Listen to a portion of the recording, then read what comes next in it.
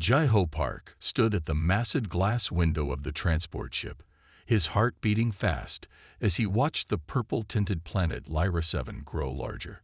The shining towers of the Galactic Academy of Advanced Sciences sparkled like crystals in the double sunlight. At 19 years old, he was about to become the first human to study at the most prestigious school in the known universe. "Please prepare for landing," the ship's AI announced in its calm voice. "All passengers must return to their seats." Jai-Ho touched the acceptance letter in his pocket one more time. He had read it so many times that the paper had become soft. Even now, he could hardly believe they had chosen him. Out of all the humans who had applied, his test scores and creative thinking solutions had impressed them the most. The landing was smooth, but Jai-Ho's legs felt shaky as he walked down the ramp. The air smelled different here, like mint and something metallic. Two tall figures waited at the bottom. They had blue-tinted skin that seemed to shimmer, and their long necks moved gracefully as they bowed in greeting. "Welcome to the Galactic Academy," said the taller one. "I am Administrator Yunseo. This is Professor Haenul, who will be your main advisor." Jai-Ho bowed back carefully, remembering his cultural training. "Thank you for accepting me into your academy. I am honored to be here." "Yes, quite," Administrator Yunseo said, her tone cooling slightly. "Though I must note that accepting a human was controversial. Some of my colleagues believe your species is not ready for our advanced methods of education." Professor Haenul stepped forward quickly. "But others of us are very interested in seeing how humans approach learning. Your entrance exam solutions were fascinating, Jai-Ho Park." They led him through halls made of something that looked like glass, but felt warm to the touch. Other students passed by, some floating, some walking on many legs, others gliding on cushions of air. Many stopped to stare at Jai-Ho, whispering to each other in various languages that his universal translator couldn't quite catch. "This will be your living space," Professor Haenul said, stopping at a door that opened by itself. Inside was a simple room with curved walls and a window looking out over the academy's sprawling campus. "We've adapted it to human needs. You'll find a bed instead of a suspension field, and the atmosphere controls are set to Earth standard. Your classes begin tomorrow," Administrator Yunseo said. "Do try to keep up. It would be unfortunate if our first human student failed to meet our standards." After they left, Jai-Ho sat on the bed and took deep breaths. The gravity here was slightly lighter than Earth's, making him feel like he might float away if he wasn't careful. He unpacked his few belongings, placing his family photo on the desk that grew out of the wall. A soft chime indicated someone at his door. When it opened, he found himself facing a student about his height, but with silver skin and eyes that changed color like oil on water. "Hello, I'm Unki," the student said cheerfully. "I'm from the Spiral Arm Colonies.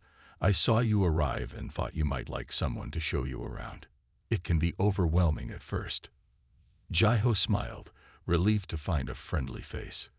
"That would be great, thank you." As they walked through the academy, Unki explained how things worked. Most classes use neural downloads. They plug the information directly into your brain. But some of us, Unki's voice dropped to a whisper, some of us have trouble with that method. We're supposed to adapt, but it's not always easy. They passed a room where students floated in pods, thin cables connected to their heads. "That's a basic quantum mechanics class," Unki explained. "They're downloading a whole semester's worth of formulas and theories." Jai-Ho stopped walking. "Wait, you mean you don't practice the formulas or solve problems?" Unki looked confused. "Why would we need to? Once the information is in our brains, we know it. But how do you learn to use it, to think about it in new ways?" "That's not really how we do things here." Unki's eyes shifted to a deep blue color. "Maybe that's why your entrance exam was so interesting. You solved the problems in ways no one had seen before." As they continued their tour, Jai-Ho's mind raced with questions. How was he supposed to learn without practice? without discussion, without making mistakes and figuring out why they were mistakes. That night, lying in his bed and looking out at the strange constellations, Jai-Ho realized that getting accepted might have been the easy part. The real challenge would be proving that humans, with their primitive learning methods, deserved a place among the stars. But as he drifted off to sleep, he smiled. After all, sometimes the best way to learn was to teach others something new. Jai-Ho's first day of classes started with a headache. He sat in the neural download chamber, watching other students plug themselves in with practiced ease. The thin cable felt cold against the back of his neck. "Remember to relax your mind," the instructor said. "The information will flow better if you don't resist." When they activated the system, Jai-Ho felt like his brain was being stuffed with cotton. Strange symbols and formulas flashed through his mind, but nothing stuck. After 10 minutes, he had to ask them to stop. His head was pounding, and he felt sick to his stomach. "How disappointing," Administrator Yunseo said from the doorway. She had been watching. Perhaps humans simply lack the neural plasticity for proper education. Or perhaps, Professor Haynewell suggested quietly, we should consider that different species might learn differently. Back in his room that evening, Jai-Ho tried to make sense of the jumbled information in his head. He drew diagrams on the light paper they used for notes, trying to organize what little he had understood. That's how Yumki found him 2 hours later. "You're drawing the formulas?" Yumki asked, eyes shifting to a curious yellow color. "I've never thought of doing that." "It helps me understand," Jai-Ho explained. "See, when I write it down, I can see how the pieces connect. How did you do in the download today?" Yumki's skin dimmed slightly. "Not well. My species, we process information more slowly than others. The downloads always feel rushed to me, but we're not supposed to talk about that." "Why not?" "Because it's shameful to admit weakness. The Galactic Academy accepts only the best. If you can't keep up with their methods, you shouldn't be here." Yumki paused, then admitted, "I've failed 2 downloads already. 1 more, and they'll send me home." Jai-Ho looked at his new friend with concern. Then he had an idea. "Let me show you something." He pulled out a fresh sheet of light paper. "On Earth, we use something called study groups. We work together, explain things to each other. Sometimes teaching helps you learn better than just memorizing." For the next 2 hours, they worked through the day's material together. Jai-Ho drew diagrams and explained concepts as he understood them. Yumki asked questions that made Jai-Ho think about the information in new ways. By the end, they both understood more than they had from the download. "This is amazing," Yumki said, eyes now glowing bright green with excitement. "I've never felt like I really understood the material before, just had it stuffed in my head." Their success was short-lived, however. The next day brought an even more challenging download session. This time, Jai-Ho noticed other students struggling too. A crystalline being in the corner was vibrating with stress. Another student with tentacles kept wrapping and unwrapping them nervously. During lunch in the floating cafeteria, Yumki introduced Jai-Ho to some other students. There was Yu-Jin, whose species communicated through color patterns, and Tae-Ho, who came from a gas giant and had to wear a containment suit. As they talked, Jai-Ho realized something surprising. "You all have trouble with the downloads?" he asked quietly. They looked around nervously before nodding. "My species learns through movement," Tae-Ho whispered. "Sitting still for downloads is torture." "We absorb information through color patterns," Yu-Jin added. "The neural interface feels like static noise to us." Jai-Ho thought about this. "Would you like to try studying together? Like Yumki and I did yesterday." That evening, 6 different species crowded into Jai-Ho's room. They pushed the furniture against the walls to make space. Jai-Ho showed them how to break down complex ideas into simpler parts. They took turns explaining concepts to each other. Tae-Ho even created a dance to remember a particularly difficult formula sequence. For the first time since arriving, Jai-Ho felt truly useful. He wasn't just struggling to keep up. He was helping others find new ways to learn. As he watched Yu-Jin explain a concept through beautiful color patterns while Tai-Ho danced the formula, he realized something important. Maybe the problem wasn't that some species were bad at learning. Maybe the problem was trying to make everyone learn the same way. But when they left that night, Yun-Ki stayed behind with a warning.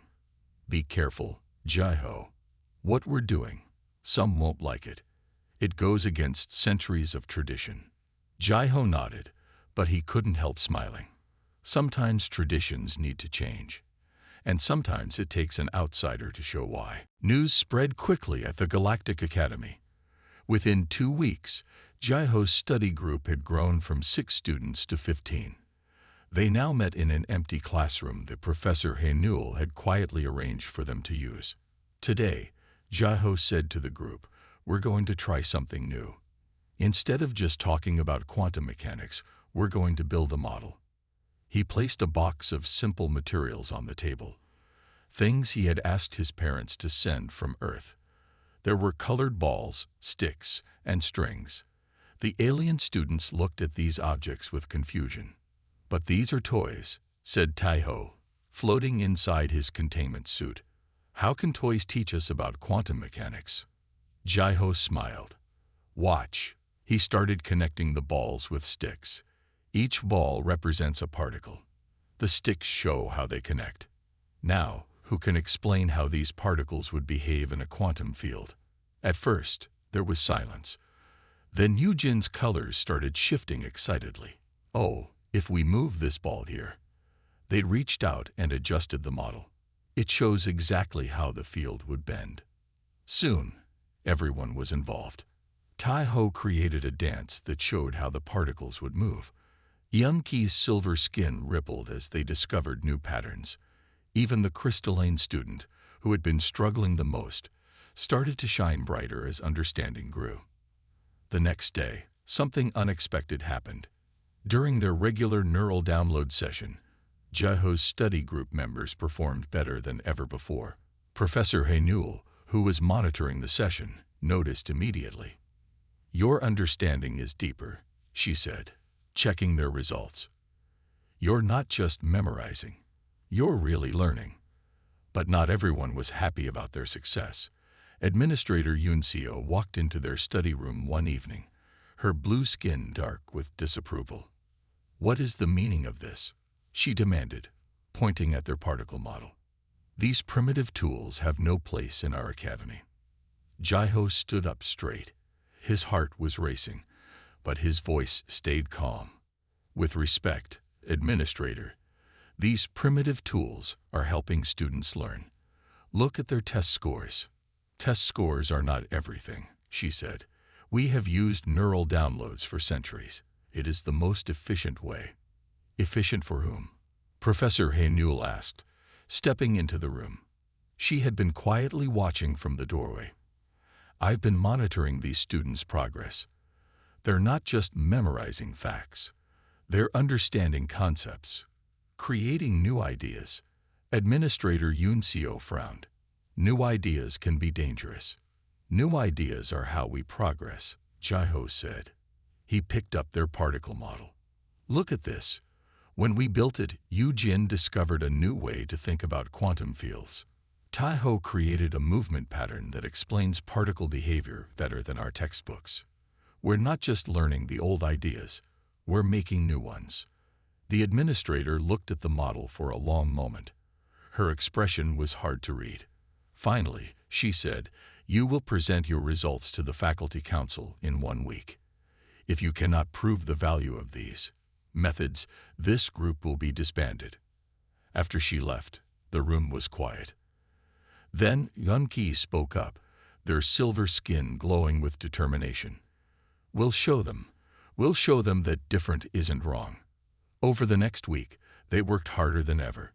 They created more models, wrote explanations, and practiced presentations.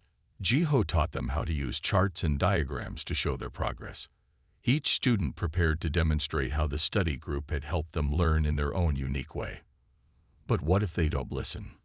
Taiho asked the night before their presentation. What if they only believe in their one way of doing things? Jaiho looked around at his friends, at Unki's shifting colors, at Yujin's glowing patterns, at Taiho's graceful movements.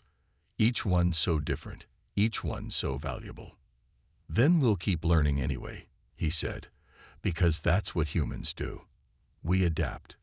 We find new ways. And sometimes, we help others find new ways too. Professor Haynul, who had stayed late to help them prepare, smiled at his words. Perhaps, she said quietly, that is exactly why we needed a human student at our academy.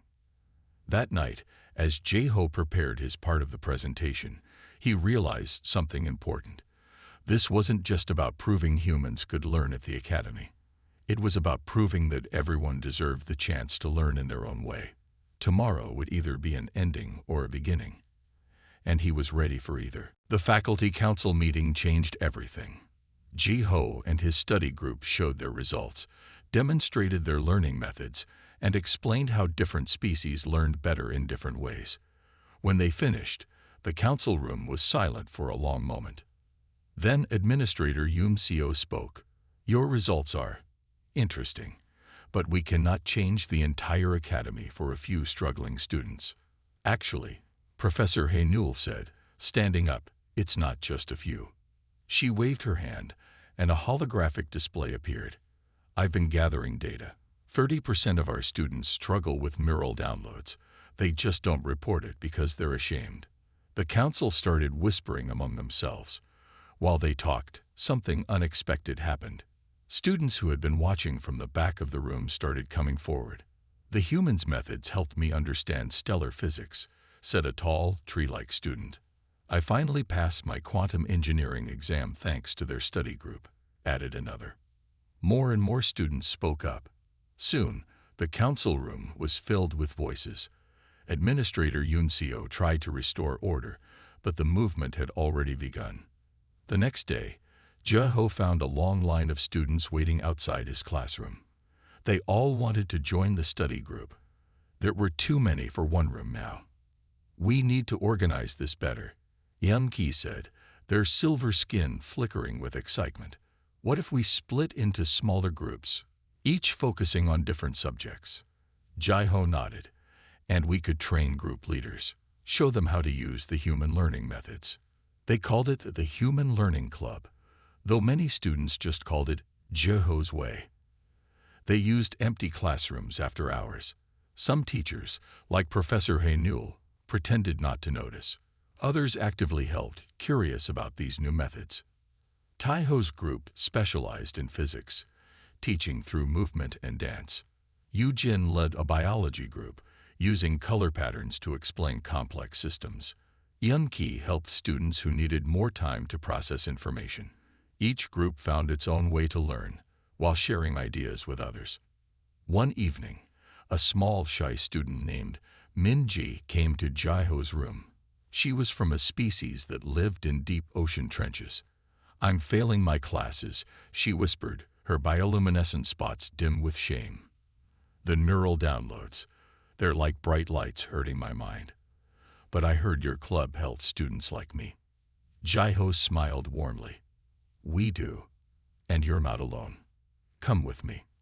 He took her to Yumki's group, where students were building a working model of a starship engine. Minji watched in amazement as they explained the principles through light patterns and gentle movements. You can touch the model. Yumki encouraged her. Feel how the energy flows. By the end of the session, Minji's spots were glowing brightly. I never knew learning could feel like this, she said. Word about their success spread beyond the academy. Students from other schools started asking about Jaiho's Way. Some even transferred to the academy just to join the club.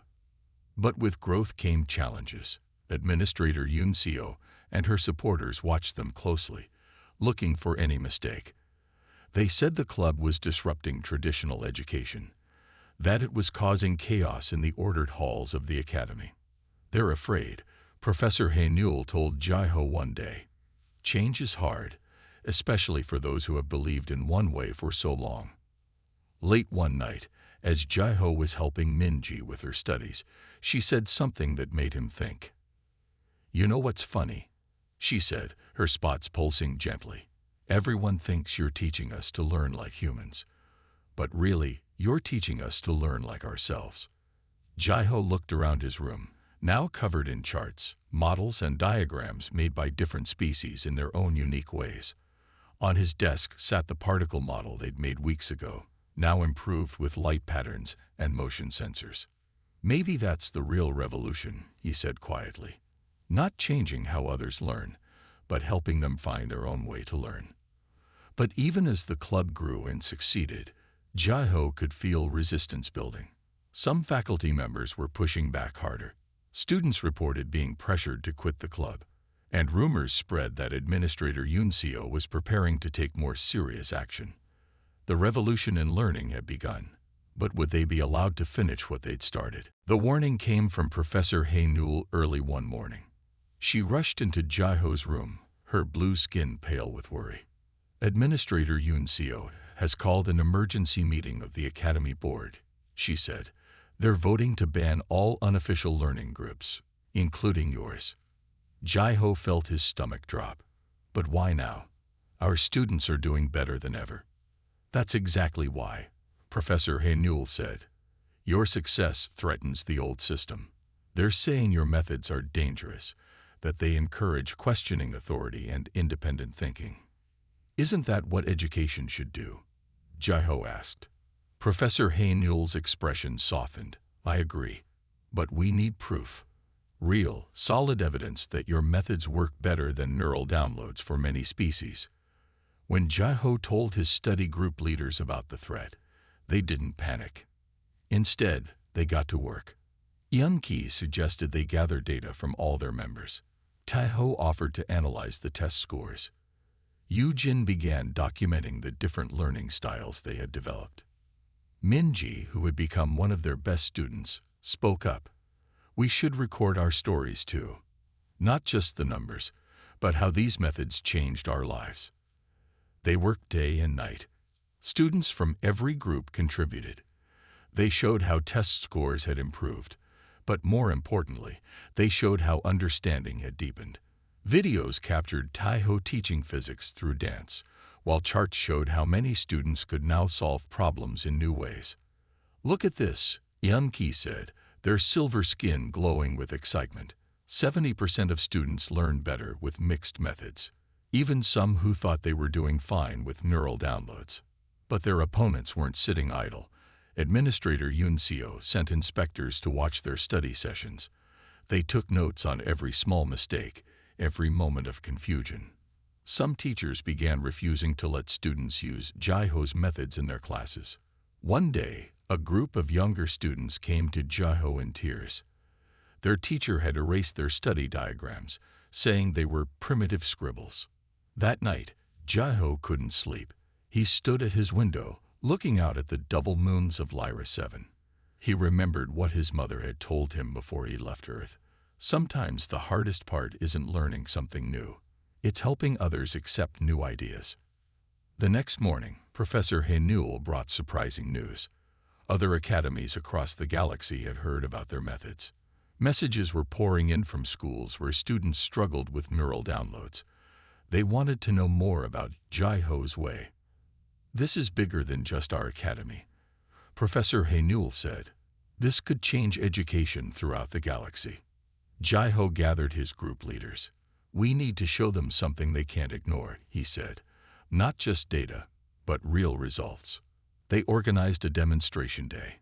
Students from each study group showed what they had learned, not by taking tests, but by solving real problems. Minji's group had designed a new way to clean ocean planets. Taiho's physics students had improved the Academy's energy systems. Yujin's biology team had discovered new patterns in alien ecosystems. As they prepared their presentation for the board, Jaiho received an unexpected message. It was from his old science teacher on Earth. "We heard about what you're doing," the message said. "You're proving something we've always known on Earth, that everyone has their own way of learning. That diversity makes us stronger, not weaker. We're proud of you." The day before the board meeting, Administrator Yunseo made one last attempt to stop them. She offered Jiho a deal. If he would admit that human methods were inferior and stop his club, she would ensure he graduated with honors. Jiho politely declined. "This isn't about me anymore," he told her.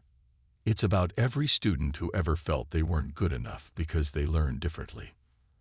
That evening, as his friends helped prepare their evidence for the board, Jiho looked around the room. Taiho was practicing his presentation dance. Minji's spots glowed as she explained her project. Yun-Ki and Yu-Jin were helping nervous students prepare their speeches. They had built something beautiful here, a place where different wasn't wrong, where everyone could learn in their own way. Tomorrow, they would fight to keep it alive. "Ready for tomorrow?" Yun-Ki asked. Jiho nodded, ready to show them that sometimes the best way forward is to embrace new paths. The academy board meeting room was packed. Students filled every seat, and more waited outside. Jiho stood at the front, facing the stern faces of the board members.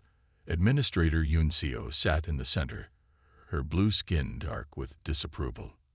"You claim your methods are better," she said, "but tradition exists for a reason. Neural downloads have served us for centuries." Jiho took a deep breath. "Then let us prove it," he said. "I have a proposal." The room went quiet. Even Administrator Yunseo looked curious. "One semester," Jiho continued. "Let students choose between traditional neural downloads and our interactive learning methods. At the end, compare the results, not just test scores, but real understanding." Professor Hainul stood up. "I support this proposal. Let the students decide what works best for them." Whispers spread through the room. Some board members leaned forward with interest. Others frowned deeply. "And what if your methods fail?" Administrator Yunseo asked. "What if students fall behind?" "Then we'll admit we were wrong," Jiho said. "But what if we succeed? What if we show there's more than one way to learn?" The board debated for hours. Students waited anxiously outside, sharing updates through their communication devices. Finally, they reached a decision. "We will allow this experiment," Administrator Yunseo announced, "but with conditions. First, students must maintain minimum passing grades.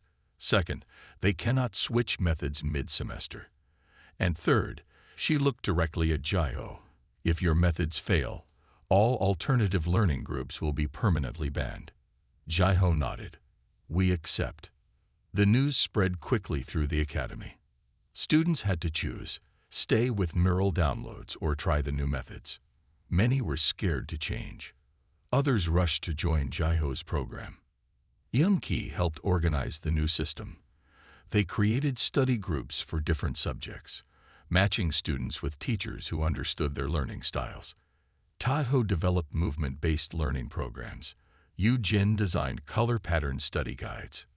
Minji started a support group for students who needed gentler learning approaches. But they faced new challenges. Some traditional teachers made their tests harder for students using Jiho's methods.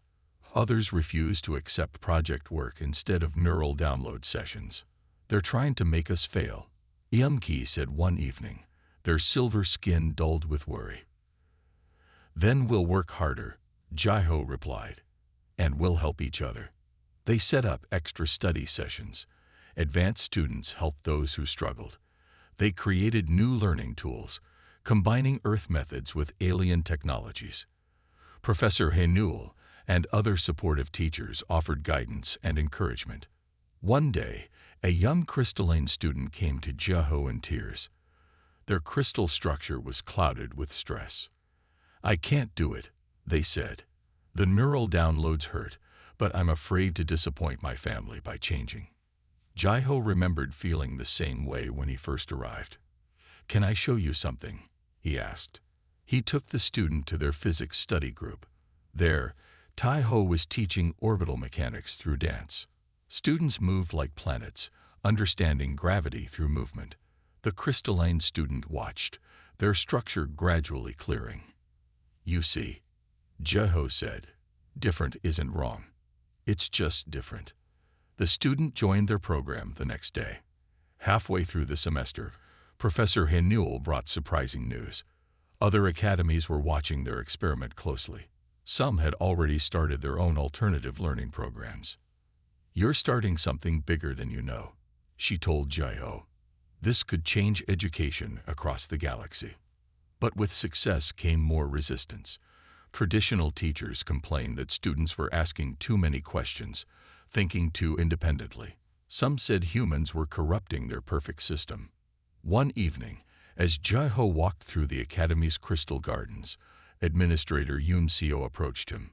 "You don't understand what you're doing," she said. "Our system maintains order, creates unity. Your methods, they create chaos."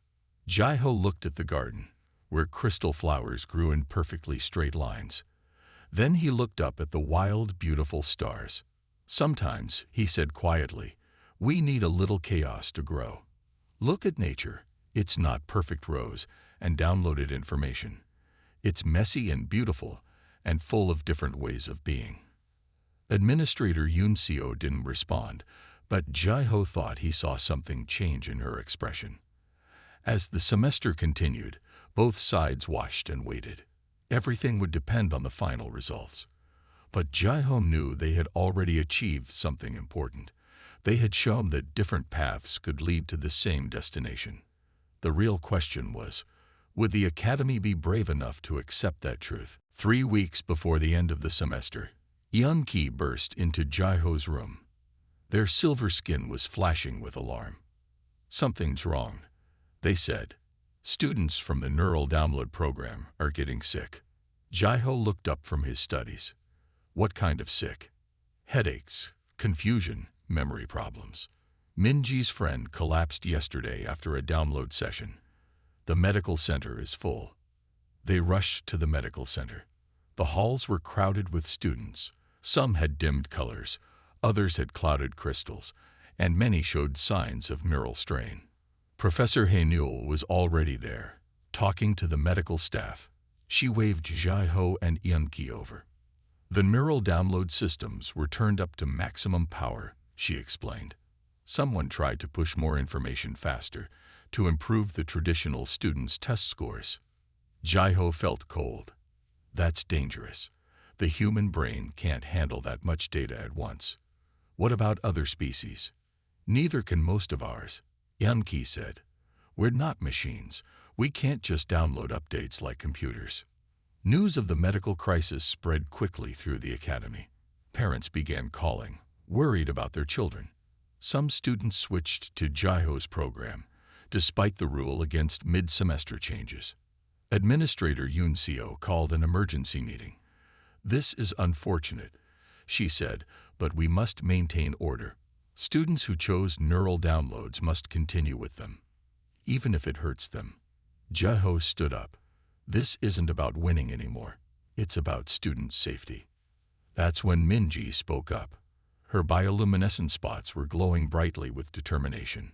"I found something," she said. She connected her data pad to the room's display system. "I've been studying old medical records.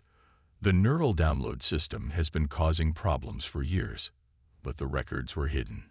The display showed years of data, rising numbers of students with memory problems, increasing cases of neural strain, species that quit the academy because they couldn't handle the downloads.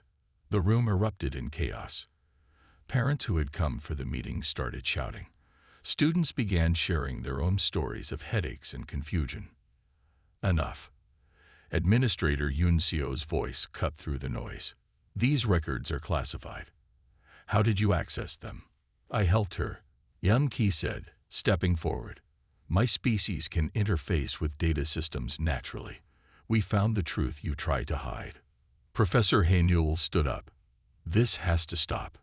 We've been forcing everyone to learn the same way, even though it hurts some students, all because we thought our way was the only right way." Outside the meeting room, students had gathered. They carried signs made of light and crystal, demanding change. Some showed holograms of their brain scans, revealing the damage from forced neural downloads. Tai-ho floated at the front of the crowd in his containment suit. We want choice. He called out. We want to learn in ways that work for us. The protest spread across campus. Students from all species joined together. Even some who preferred neural downloads supported their friends' right to learn differently. In his office, Jai-Ho and his friends watched the news feeds. The story had reached other academies. Students everywhere were questioning the one-size-fits-all approach to learning. What do we do now?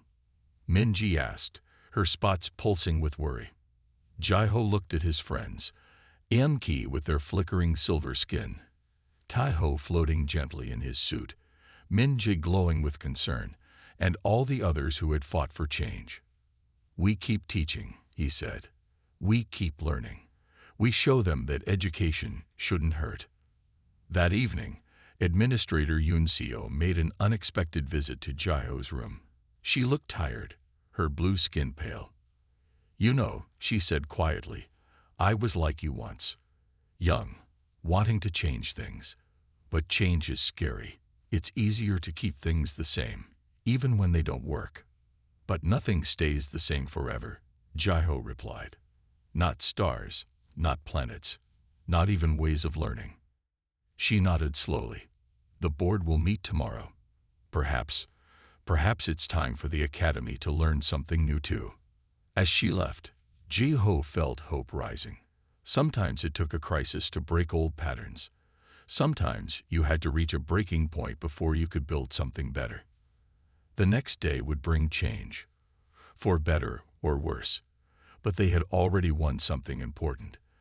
They had shown that every voice deserved to be heard, that every student deserved to learn in their own way.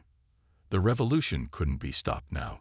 It had already spread too far, touched too many lives. The only question was, what would they build from the pieces of the broken system? Lisa walked quickly through the forest, looking for any sign of her brother. The moon was hidden behind thick gray clouds, making it hard to see. The only sound was the crunching of dead leaves under her boots. Suddenly, she saw something up ahead, a flicker of light shining through the trees. Her heart raced as she moved closer. Could it be Mike? Had he started a fire to keep warm or signal for help?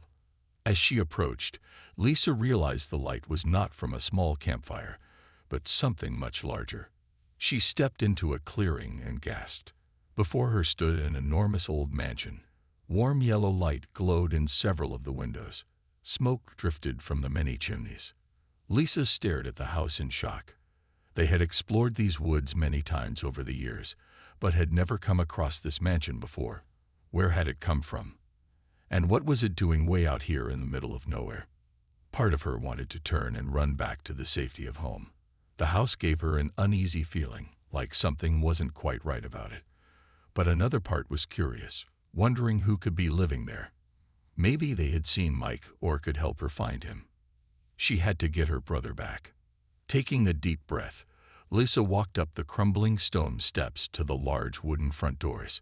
She reached out a shaking hand and knocked 3 times. For a moment, only silence. Then, slowly, the door began to creak open. The heavy wooden door swung open. In the doorway stood a very old woman. She had long gray hair and wore a black dress that touched the floor. The woman stared at Lisa with piercing dark eyes. "Hello, child," the woman said in a raspy voice. "What brings you to my home at this late hour?" Lisa swallowed nervously. Something about the woman made her skin crawl. But she had to be brave for Mike. "I'm sorry to bother you, Mom," Lisa said politely, "but I'm looking for my brother. His name is Mike, and he's 8 years old. We were camping in the woods, but he wandered off. I've been searching for hours. Have you seen him by any chance?" The old woman studied Lisa's face carefully. Yes," she said slowly. "I believe I did see a young boy earlier." Lisa's heart leaped with hope. "You did? Where? When?" "He came to my door, lost and crying," the woman replied. "The poor dear. I invited him inside to rest and warm up." "Oh, thank you," Lisa exclaimed. "Can I see him now? Our parents must be so worried." A strange smile crossed the woman's wrinkled face. "Of course, child." Please, come in." She held the door open wider. Lisa hesitated. The dark hallway behind the woman looked eerie and uninviting. But Mike was inside. She had to go get him. Taking a deep breath, Lisa stepped through the doorway. The old woman closed the heavy door behind them with a resounding thud. Lisa blinked as her eyes adjusted to the dim candlelight of the hall. She gasped. Lining the walls were dozens of old paintings and strange masks. They seemed to stare at Lisa from the shadows. The old woman shuffled down the long hallway. "Come along, child," she called, her voice echoing. "Your brother is waiting." Her heart pounding, Lisa followed the mysterious woman deeper into the dark mansion, unsure of what she would find.